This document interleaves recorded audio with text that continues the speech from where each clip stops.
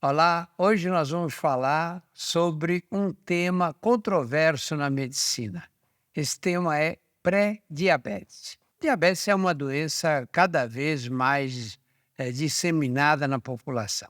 À medida que a população do mundo ganha peso, e isso acontece em praticamente todos os países, aumenta o risco do desenvolvimento do chamado diabetes do tipo 2.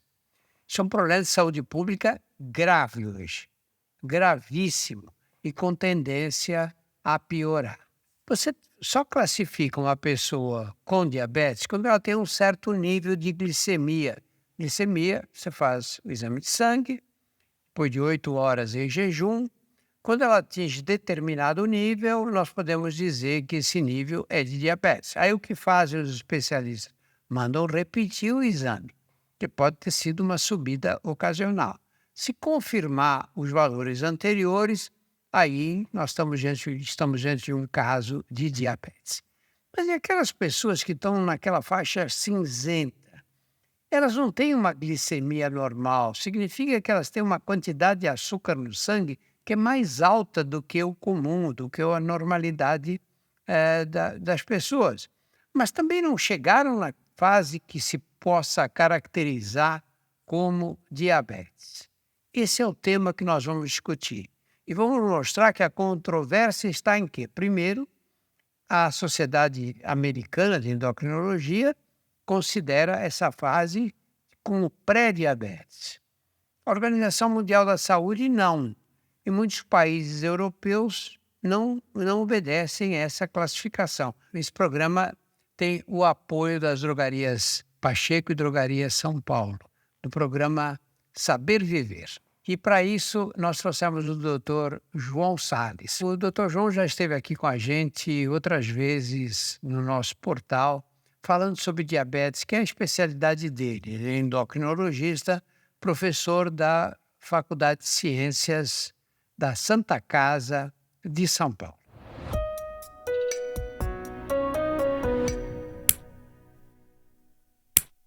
João, vamos começar caracterizando assim, cientificamente, essa discussão da glicemia e o que caracterizaria essa fase de pré-diabetes. Mais uma vez, obrigado, Drauzio, pelo convite. É um prazer estar aqui. É controverso porque parece que o diabetes e o pré-diabetes é uma doença numérica, né? Quer dizer, uma pessoa normal tem a glicemia abaixo de 100, com as 8 horas de jejum. Uma pessoa com diabetes tem a glicemia acima de 126. Nessa fase entre 100 e 125, o que essa pessoa é? Não é normal, mas também não tem diabetes. Então a gente chama de pré-diabetes. Mas, na verdade, o fato de ter pré-diabetes é um sinal muito claro de que a gente tem que tomar providências para que essas pessoas não evoluam do pré-diabetes pro diabetes. E muitas vezes a gente cai em algumas armadilhas que a gente vai ouvindo por aí, que sempre a gente ouviu, talvez, das nossas avós, das nossas mães. Vai ter diabetes quem comer muito doce. E as pessoas acabam falando assim: bom, eu posso estar em pré-diabetes, mas como eu não como doce, provavelmente eu vou voltar ao normal. E na verdade isso é uma lenda. O que favorece o aparecimento do diabetes e principalmente a evolução do pré-diabetes para diabetes é a obesidade, principalmente a obesidade abdominal. Então, se você engorda comendo doce ou qualquer coisa que mais calórica, como gordura, fritura, ultraprocessado, por exemplo, o risco de diabetes é muito grande. Ô João, por que existe essa discussão entre praticamente as sociedades americanas de endocrinologia, que classificam essa fase como pré-diabetes, e as europeias ou a Organização Mundial da Saúde, que discordam do termo pré-diabetes? Talvez, Drauzio, pelo fato de não ser, assim, tão reconhecido do ponto de vista de controle glicêmico. A glicemia porque ficaria muito caro se a gente fosse usar aquele padrão ouro para o diagnóstico do pré-diabetes, que seria a curva glicêmica. É muito caro fazer curva glicêmica em todo mundo. Não é um exame caro, mas quando você vai falar do mundo inteiro, é muito caro. Explica o que é a curva A glicêmica. curva glicêmica é o paciente que chega com 8 horas de jejum no laboratório, ele colhe a glicemia de jejum, toma um suco com uma carga de glicose que tem mais ou menos 75 gramas de glicose, e depois de 2 horas a gente avalia como é que ficou a glicemia dele. Esse seria o padrão ouro para o diagnóstico. E algumas sociedades discordam, porque elas acham que só o jejum não seria suficiente para fazer o diagnóstico de pré-diabetes, né? Porque existe o pré-diabetes, existe os pacientes que só fazem aumento da glicose depois da refeição e não fazem no jejum. Então fica uma confusão muito grande. O importante, talvez seja a gente dizer para quem está vendo o nosso DrauzioCast, é que as pessoas têm que tomar cuidado com a obesidade. E parar com essa história do valor numérico da glicose. Nossa, minha glicose deu 101. Já é uma glicose alta. Não importa que seja 100 ou 101. Ah, mas não é diabetes porque diabetes é 126. É, mas se você não tomar providência, vai virar diabetes. Então, a controvérsia maior é pelo fato da parte numérica e de como fazer um diagnóstico correto. João, olha, nós temos aqui um estudo que foi uma revisão de 2018 da Cochrane Collaboration, que é uma instituição que faz uma revisão de todos os estudos e é muito respeitada por todos nós médicos, né? Eles mostram que 59% dos pacientes que caem nessa faixa de pré-diabetes voltam aos valores normais da glicemia com mudanças nas condições, enfim, no estilo de vida que eles levam. E isso num período que foi até de 11 anos sem tratamento. Então, a pergunta que eu quero te fazer é a seguinte: olha, se eu pego como médico 100 pacientes que estão nessa fase de glicemia acima de 100, mas abaixo de 126, que é a faixa do diabetes. Se eu pego 100 e depois de até 11 anos, 60% praticamente sem nenhum tratamento normalizam a glicemia, justifica tratar essas pessoas que não são pacientes, viu? Pois é, essa revisão é muito importante porque mostra, você disse no começo, né, que tiveram alguma mudança do seu estilo de vida. E é verdade, essas pessoas, por isso que eu digo assim, se a sua glicose está alta, não é um problema tão grande desde que você entenda que a sua glicose está alta por conta de maus hábitos. Então, se você associa bons hábitos à sua vida, melhora a sua atividade física, reduz a ingestão de comida calórica, né? Ultraprocessado principalmente. E eu não vou falar só doce, eu vou falar tudo que é muito calórico, gordura, fritura, as comidas industrializadas. Se você faz isso, a chance de você voltar para o normal é enorme sem o uso de medicamentos. Então, quando uma pessoa chega para mim e fala: "Olha, estou com a glicose alta, o que que eu faço?" Eu falo: "Olha, tem que fazer aquilo que a gente sempre devia ter feito, a mudança do hábito de vida." Vamos só lembrar o que a gente chama de alimentos ultraprocessados, João? Vamos, ultraprocessado é aquele alimento industrializado, né, aonde a indústria mistura uma série de ingredientes, né, na maioria das vezes altas quantidades de açúcar ou de sal, gordura saturada, gordura transsaturada, e ela fabrica esses alimentos e põe aí para a gente comprar, né. O que a gente tem que voltar a fazer, e o brasileiro perdeu esse hábito, infelizmente, principalmente nas grandes cidades, é fazer comida em casa. É comprar o arroz, é comprar o feijão, é comprar a carne, é comprar a verdura e preparar isso em casa. E não comprar, por exemplo, algum prato pronto, porque esse prato pronto que a indústria coloca, possivelmente ele está com muito sódio, com muita gordura. É importante que a gente possa ler os rótulos. Então, evitar os embutidos, os doces ultraprocessados, os produtos que tem muito processamento da indústria, é fundamental para uma dieta saudável. Eu sempre falo: "Faça comida em casa, é mais barato e mais saudável." Mas, João, sabe quando eu era menino, e até adolescência, até um pouco mais depois disso, a comida era feita em casa o tempo inteiro. As mulheres ficavam em casa porque só trabalhavam os homens. A natalidade, as taxas de natalidade eram altas. Sim, E uma mulher com 4, 5, 6 filhos, como na época, não tinha condição de sair para trabalhar fora de casa. Então, esse é o primeiro problema. os homens vinham para casa para almoçar e para jantar. Todas as refeições eram feitas em casa. E havia uma coisa que você, quando comia um sanduíche ou comia alguma outra coisa, sua avó dizia: Isso não é comida, meu filho. Qual é a dieta ideal que as pessoas têm que fazer, né? Quando a gente olha as revisões de dieta publicadas, sempre se coloca assim: "Nossa, a dieta mediterrânea é ótima", né. Proteína magra, um carboidrato leve, uma leguminosa, o azeite, etcétera.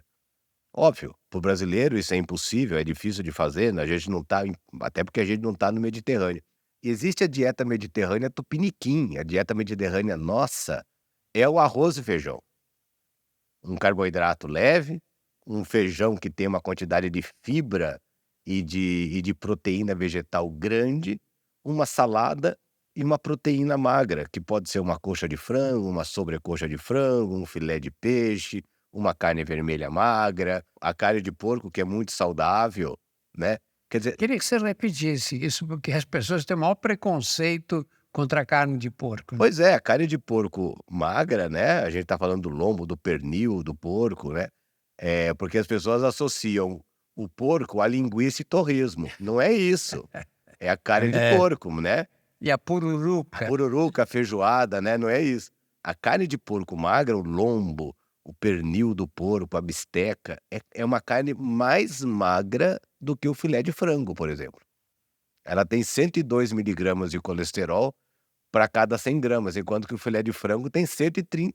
Então, o uso da Olha, acho que, desculpa te interromper, mas é tanto que se você come uma bisteca de porco, por exemplo, ela é seca, precisa ter um molho em isso, cima para. é por isso que ela tem pouco colesterol, pouca gordura e ela é muito saudável. E é uma carne barata hoje, é uma alternativa à carne vermelha que tem o seu preço muito volátil por causa das exportações brasileiras, né, e a carne de porco, a gente tem um preço bem acessível. Então, o arroz, o feijão, uma salada e uma carne, uma proteína magra, ela é praticamente ela tem a equivalência da dieta mediterrânea, que é tão falada no mundo, e o brasileiro parou de usar o arroz com feijão. Então, a gente precisa estimular muito voltar ao arroz com feijão, né. Deixar o feijão congelado já, né, chega no sábado, faz para a semana inteira, deixa congelado, tira os potinhos, tempera na hora e faz uma carne grelhada. Isso vai ser muito mais econômico do que o ultraprocessado e as pessoas vão perder peso e vão sair daquela faixa de pré-diabetes ou de uma alteração da glicose para o normal. Eu acompanho as pesquisas a respeito da obesidade no Brasil. Nós estamos acompanhando o que está acontecendo no mundo inteiro, especialmente o que está acontecendo nos Estados Unidos, o que já aconteceu nos Estados Unidos. Muito bem. Aí você vê, a cada nova pesquisa aumenta o número de brasileiros que caem na faixa do excesso de peso ou da própria obesidade. Então, assim, do ponto de vista prático, né? É só você olhar nas ruas, homens hoje com 40 anos, a maioria já tem um acúmulo de gordura no abdômen. E as mulheres também, um pouco mais tarde talvez, nas fases que vão chegando na menopausa, começam a ter acúmulo de gordura nas cadeiras. A obesidade é um fato que está aí, né?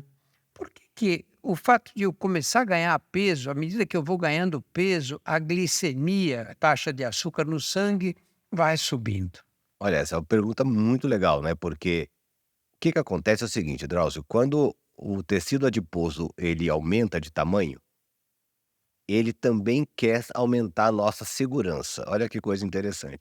E ele começa a trazer para ele células de defesa, que são os macrófagos, né, que a gente conhece muito bem, mas são células que ficam ali esperando algum problema acontecer e para tentar cuidar da gente. Como tem muito tecido adiposo e muita célula de defesa, entre aspas, sem fazer nada, elas começam a ter um processo de inflamação. A obesidade leva a um processo inflamatório que não dó crônico, não dói nada, não fica ninguém fica com vermelhidão, nada disso, é bem diferente de qualquer outra inflamação. Mas essa inflamação vai diminuindo a ação da insulina. Então o pâncreas produz insulina, mas a insulina não faz efeito. E naquelas pessoas que têm genética de obesidade, ou seja, o pâncreas já genética de diabetes, perdão, o pâncreas já preparado para não funcionar direito, ele vai pifar com o tempo. E aí vem o diabetes. Então, a obesidade, ela é o grande pontapé inicial, porque ela inflama o organismo e a insulina não faz efeito e o pâncreas não consegue aumentar a produção. Quando a pessoa emagrece, o pâncreas fala: "Nossa, que bom, agora eu consigo produzir insulina para essa pessoa com esse peso". Tanto é verdade que muitas pessoas que existem trabalhos na literatura, onde as pessoas perdem por volta de 15%, mesmo já tendo diabetes, perdem 15% do peso, e elas são consideradas com diabetes em remissão. Ou seja, elas ficam sem o diabetes e sem tomar remédio, simplesmente pela perda de peso entre 10 e 15%. Então, não precisa muito. Às vezes as pessoas falam: "Não, eu tenho que perder 40 quilos". Não, não, não. Vamos começar perdendo 10% do seu peso? Porque que é razoável e do ponto de vista metabólico já está ótimo. E de brinde ela vai ganhar uma saúde muito melhor, inclusive voltando para o estágio sem diabetes. E qual é o risco de você manter essa glicemia mais elevada? Que tipo de complicações leva? Eu não digo já na fase de diabetes, mas nessa fase intermediária do assim chamado pré-diabetes. Pois é, o pré-diabetes é um grande acelerador das complicações diabéticas. Então a pessoa que tem a hiperglicemia, né, que tá nessa fase do pré-diabetes: "Ah, eu não tenho diabetes, minha glicose só está um pouquinho alta". Não, não é nada de só um pouquinho. Ela já aumenta em praticamente 30% o risco de doenças oculares, da retinopatia diabética, ela aumenta o risco de amputação, ela aumenta o risco de infarto, ela aumenta o risco de AVC, só nessa fase do pré-diabetes. E é um aumento de risco que pode variar de 10 até 20% em infarto e AVC. Então é muito preocupante. E todo mundo já ouviu uma história dessa na família: "Nossa, eu tive um AVC, eu tive um infarto", ou meu tio, minha tia, meu pai teve um AVC e você não sabe, ainda descobriu que tinha diabetes. Não, já tinha pré-diabetes há muito tempo e foi o pré-diabetes que levou A essa a condição. essa condição que aparece. A doença é silenciosa. Então, como é que eu sei se eu tenho pré-diabetes ou não? Primeiro, você está em risco? Quem que está em risco? Mais de 40 anos, a obesidade abdominal, as pessoas que têm triglicérides alto. O triglicérides, que também é é um lipídio, né, o triglicérides é uma gordura que tem no sangue, mas que também sofre o seu clearance, ele sofre o seu desaparecimento do sangue pela ação da insulina. E a insulina, quando deixa de fazer efeito, a primeira coisa que altera no organismo é o triglicérides, não é a glicose. Então quem tem triglicérides alto, você consegue predizer em 5 anos que ela vai ter diabetes. Então obesidade abdominal, triglicérides alto, hipertensão arterial, a história de diabetes na família. Se você nasceu com mais de 4 quilos, é um risco. Se a sua mãe teve você com mais de 4 quilos, ela também tem risco de ter diabetes. As mulheres que têm filhos com mais de 4 quilos têm risco de ter diabetes na menopausa. Então, essas pessoas precisam procurar a unidade de atenção primária e colher a glicose. E descobrir. E parar com essa história que eu fico revoltado desse ditado popular de que quem procura acha. Não, quem procura cuida. Acha para cuidar. E é isso que a gente quer, porque os malefícios do diabetes e do pré-diabetes são muito grandes, né. O Joss estava falando isso, estava pensando como vale essa sua observação. Porque a pessoa diz: "Pô, eu vou fazer exame, vai dar que eu estou com diabetes um pouco alto". Aí o médico vai me dizer: "Ah, não pode comer isso, não pode comer aquilo, você tem que fazer exercício", tudo que eu não gosto de fazer. Então para que eu vou fazer isso? Qual vai ser a vantagem que eu levo? Qual é a vantagem que você leva? A vantagem é ganhar muita saúde. É ganhar muita saúde, é evitar o infarto, é evitar o AVC, é evitar o risco de amputação, né. Na pandemia, Drauzio, as pessoas não se cuidaram por motivos óbvios, estava todo mundo com medo de sair de casa, ninguém queria ir para o hospital e para médico. Concordo plenamente. O resultado disso foi que no ano passado a gente teve um aumento de amputação. Por quê? O ano passado, Em 22. 2022. A gente teve aumento de amputação. Por que que aumentou a amputação em 2022? Porque as pessoas não se cuidaram em 2020 e 2021. Então, o fato de você saber que você tem alguma coisa é importante para você cuidar e você não ter as complicações. Porque o AVC, o infarto, não manda aviso, né? Ele acontece. E a gente sabe muito bem por que ele acontece. E uma das causas é a glicose alta. Ô, João, agora te fazer uma pergunta pessoal, por curiosidade minha como médico. Para mim sempre pareceu uma coisa, um procedimento, uma conduta pouco eficiente de você, ou eficaz, sei lá, você pegar uma pessoa que vem nessa faixa do assim chamado pré-diabetes, de 110, 120, não chega a 126. E aí você diz, olha, tem um estudo que mostra que uma droga, que é a metformina, não é? É uma droga que reduz, administrada nessa fase, ela reduz o número de pessoas que vão desenvolver diabetes. Muito bem. Então isso acho que é bem claro, demonstrar. Não reduz, assim, não é uma redução, não é um impacto muito grande, mas reduz. E aí, se eu não tratar, então eu estou nessa faixa, vou tomar metformina. Se eu não tratar, o que vai acontecer quando eu desenvolver diabetes? Você diz, eu vou te dar metformina. Aí eu digo, peraí, então eu vou esperar desenvolver diabetes para tomar metformina. Bom, tudo bem, é uma suposição essa. Agora, hoje, nós temos drogas que têm um real impacto na redução do peso. Então, você pega uma pessoa que está aí, sei lá, 10 quilos acima do normal, e a glicemia dela está 105, 106. Se ela perde aí, sei, 20% do peso corpóreo dela, ela leva essa glicemia lá para baixo. Você acha que essas novas drogas, que têm realmente um impacto na redução do peso, podem ser ativas e indicadas nessa fase? Esse estudo da metformina que você disse tem mais de 20 anos já. E as pessoas, às vezes, banalizam o estudo, porque o estudo usou uma população com índice de massa corporal acima de 35, e a maioria Obesos, portanto, é né, de acordo com com a obesidade, classificação. e a maioria com idades inferior a 60 anos. Então, nesse estudo, quando você avalia a faixa etária acima de 60 anos, quem tomou metformina ou placebo e não evoluiu para diabetes é idêntico. Ou seja, acima de 60 anos e com IMC mais baixo, não adianta dar metformina. Esses pacientes vão evoluir para diabetes de qualquer jeito. A metformina é indicada no tratamento do pré-diabetes em IMC acima de 35 e idade menor que 60 anos. E aonde que aparecem as alterações de glicose? Na maioria das vezes, acima dos 60. Claro. Então tá cheio de gente tomando metformina acima dos 60 anos e possivelmente sem nenhuma eficácia.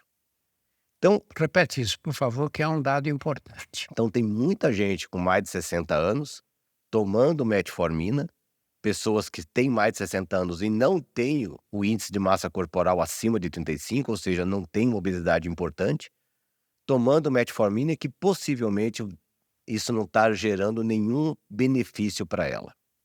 Qual é o benefício do tratamento do pré-diabetes? O que a gente tem que fazer no pré-diabetes? Perder peso. E a perda de peso, muitas vezes, é difícil de acontecer. Por quê? Porque a obesidade é uma doença, não é safadeza, não é desvio de caráter. É doença. A pessoa tem um metabolismo baixo e ela acaba comendo um pouco mais.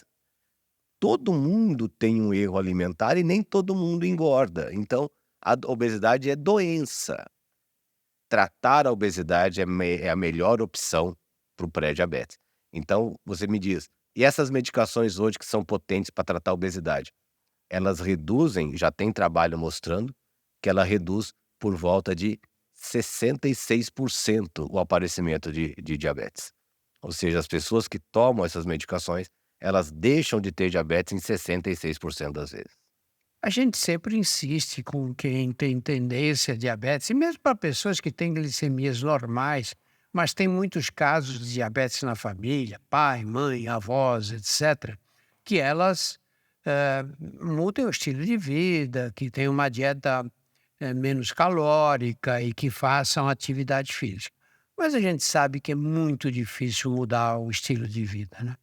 O sonho de todo mundo é tomar uma pílula que desse saúde para sempre, né? Você perdesse a fome, emagrecesse. Por que que essa dificuldade tão grande em convencer as pessoas que estão acima do peso de que elas devem perder peso? Porque, na verdade, perder peso não é para quem quer, não é verdade? Exato. É para quem pode, porque infelizmente, mesmo que, existem pessoas que vão fazer exercício, elas vão melhorar muito da saúde, mas o resultado para peso às vezes não acontece. Essas pessoas se decepcionam muito com isso. É porque a maneira que o organismo escolheu de gastar caloria é a nossa taxa de metabolismo de repouso. E essa taxa de metabolismo de repouso é que ela é envolvida geneticamente, ela é envolvida pelo ambiente que a gente vive, e é essa que a gente não tem muito controle.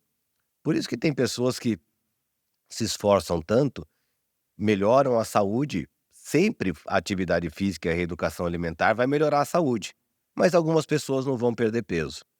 Então é importante que a gente ajude essas pessoas a perder peso, né, que a gente possa controlar melhor o que ela usa, o que ela vai comer, ensinar algumas dicas de alimentação e de atividade física e usar medicamento. O medicamento precisa ser usado nessa fase. Agora, nós temos uma quantidade de pessoas na faixa de obesidade enorme no Brasil, não é? Nós chegamos agora numa fase de epidemia de obesidade, não é? Acho que Exato. essa é uma das principais É. epidemias que o país enfrenta, não é? Você acha que nós temos recursos médicos para ajudar essas pessoas a perderem peso? O tamanho da obesidade no Brasil é praticamente a Argentina e o Paraguai juntos. Toda a população da Argentina e do Paraguai juntas é o número de pacientes brasileiros com obesidade. Então é muita coisa e a gente não tem recurso, Drauzio. Infelizmente, os recursos do Sistema Único de Saúde para o tratamento da obesidade gera um impacto orçamentário grande, que num primeiro momento pode ser um impacto orçamentário grande, mas se a gente olhar para frente, esse impacto orçamentário se paga, porque a redução de peso leva à redução das 195 doenças que são associadas à obesidade. 195? 195 doenças estão relacionadas à obesidade. São N doenças, né. Houve uma polêmica agora na Inglaterra, porque a Inglaterra fez um outdoor, o NHS, ele fez um outdoor que era um maço de cigarro escrito obesidade. A marca do cigarro era obesidade. E do lado do outdoor estava assim: "Sabia que a obesidade é tão grave quanto fumar para gerar câncer?". E é. Obesidade e cigarro se equivalem no aparecimento de câncer. Então você vê que o tratamento da obesidade ele se paga lá na frente.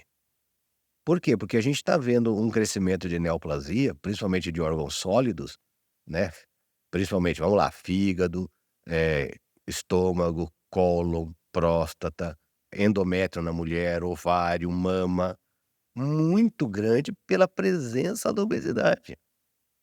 Sem contar o risco de carcinoma de fígado, que está ligado à gordura no fígado, que é um outro problema da obesidade. O recurso é finito, mas a saúde das pessoas também é. Então talvez a gente tenha que fazer um esforço e começar a olhar a obesidade com uma atenção maior e direcionar recursos para isso. Ô João, fazer um depoimento pessoal aqui. Eu sempre fui magro. Eu, quando entrei na faculdade de medicina, eu tinha a altura que eu tenho hoje, pesava 58 quilos. E depois fui ganhando um pouquinho de peso e tal, mas sempre fui magro. Agora, é lógico que com a idade você tem tendência a ganhar mais peso. Mas eu adotei a estratégia seguinte: eu administro a cada 1 ou 2 quilos. Quando eu engordo 1 quilo, 2 no máximo, eu começo a restringir um pouco a alimentação, consumo de calorias, faço mais exercícios, etc. Mais fácil você perder 1 a 2 quilos do que perder 20, claro. Mas olha, não é fácil. Mesmo para uma pessoa como eu que não tem tendência a engordar. Essa questão da obesidade está muito além da força da vontade de vontade das pessoas, não, João? Exatamente. E a gente tem, infelizmente, muitos colegas médicos que ainda acham que a obesidade é desvio de caráter e não dão a importância devida para isso. O que eu acho engraçado é que muitos falam: "Ó, o senhor tem que perder peso". "Como, doutor?". "Ah, não sei, fecha sua boca que você emagrece". É muito simplista. A obesidade é uma doença complexa. Ela envolve o metabolismo basal, mas por azar, Drauzio, o ser humano, e é só o ser humano que faz isso, ele tem 2 fomes. Ele tem a fome homeostática, que é a fome do que eu tô com fome. "Ah, você tá com fome? Tem aí um arrozinho, um feijão. Quer? Quero". E a fome hedônica, que é a fome do prazer, É, né. vou comer uma feijoada. "Ô, tá com fome? Tô". "Ó, tem um arrozinho com feijão". "Não, não, eu quero uma coisa diferente. Eu quero uma coisa que me dê prazer". É, E o uma que dá picanha com fritas, né? Exato. E o que dá prazer é gordura, sal e açúcar, não tem outra solução, é isso que dá prazer. O hedonismo alimentar, a fome hedônica, é o grande processo, porque a gente está vivendo num mundo que precisa de geração de prazer 24 horas. E aonde que as pessoas vão achar uma geração de prazer 24 horas, barata, acessível, legal? Comida. É. Então você vê esse boom de coisas de comida, né, propaganda de comida toda hora, né, aplicativos para você pedir comida, a quantidade de programas de culinária que tem nas TVs é assustador. Outro dia eu contei, tinha mais de 20 canais, Ao mesmo tempo. ao mesmo tempo falando de receita, sabe. Então a coisa foi para um lado tão de geração de prazer relacionado à comida, que a gente tem esse processo agora que a gente tem que destravar. Que a gente tem que tentar mostrar que não é bem assim, você pode ter prazer com outras coisas, você pode usar tal alimento, você pode usar aquele, mas é difícil, é muito difícil. Então não é desvio de caráter, a gente vive num ambiente obesogênico, né. Dado o nosso fracasso no tratamento da obesidade, nosso, eu digo com nós médicos, né? Nosso fracasso do tratamento da obesidade até hoje, você acha que essas novas drogas que reduzem a vontade de comer vão nos ajudar e que devem ser incorporadas ao assim chamado arsenal terapêutico da medicina? Sem dúvida, sem dúvida. A gente tem que apoiar isso, tem que absorver essas medicações, porque são medicamentos muito efetivos, muito seguros, diferentemente do que nós tínhamos no passado. Né, e a gente vem dessa história também, né. Por que que a obesidade era ruim tratar? Porque os medicamentos eram muito ruins mesmo. As pessoas emagreciam, mas ficavam nervosas, ficavam agressivas, ficavam deprimidas, ficavam com insônia, era um horror. Hoje, o arsenal terapêutico é muito seguro, a ponto de dizer que são medicamentos que podem reduzir infarto e AVC com o tempo. Então, a incorporação dessas medicações tem que ser pensada. A gente sabe do custo disso tudo, mas como eu te disse, é algo que vai se pagar lá na frente. E sem desprezar o auxílio da mudança de comportamento. É facilitar a mudança de estilo de vida. É, Quer dizer, a partir do momento que você está com a sua fome hedônica, por exemplo, desligada, você escolhe um alimento mais saudável. Se você está com aquela ansiedade de comer, você não vai conseguir escolher alimento mais saudável. Cenoura, alface, tomate, isso não reduz prazer, não aumenta prazer de ninguém, é. tá? Mas a comida gordurosa, sim. E na hora você escolhe aquela mais gordurosa e fala com você mesmo: "Come hoje que amanhã você resolve o seu problema". É. E a gente não resolve. É que eu sempre disse para os meus pacientes, eu falo: "Olha, tudo bem você sair um sábado com os amigos, comer uma feijoada, tomar uma caipirinha, tudo bem. Agora, não precisa comer 3 pratos de feijoada, você vai passar mal depois. Depois vai vir aquele arrependimento: 'Ai, comi demais'. Não devia ter feito aquilo. Não devia ter feito". Agora, você come 2. E também não vai querer comer pizza à noite, né? Não Isso. há necessidade, né? São escolhas, né. A gente pode continuar tendo a nossa vida normal, mas escolhendo os momentos certos, mas para isso a gente tem que desligar as nossas fomes e tentar estimular o nosso metabolismo. Nosso metabolismo a gente faz com exercício, e as nossas fomes a gente pode ajudar com os medicamentos. João, muito obrigado pela presença e vamos lembrar que cerca de 60% das pessoas que estão nessa faixa de glicemia mais alta antes do diabetes conseguem reverter esse quadro em 60% dos casos através de mudanças do estilo de vida. O Dr. João falou da importância da medicação, de como isso vai nos ajudar, mas não impede que a gente tenha um pouco mais de cuidado com a própria saúde. No nosso portal você tem mais de 100 Drauziocasts abordando vários temas sobre saúde. Veja também os nossos podcasts Porque Dói, Saúde Sem Tabu e Outras Histórias, que estão disponíveis nos agregadores e no YouTube. Muito obrigado pela atenção e especialmente muito obrigado você, João, esperando que volte mais uma vez aqui para a gente falar sobre diabetes. Foi um prazer.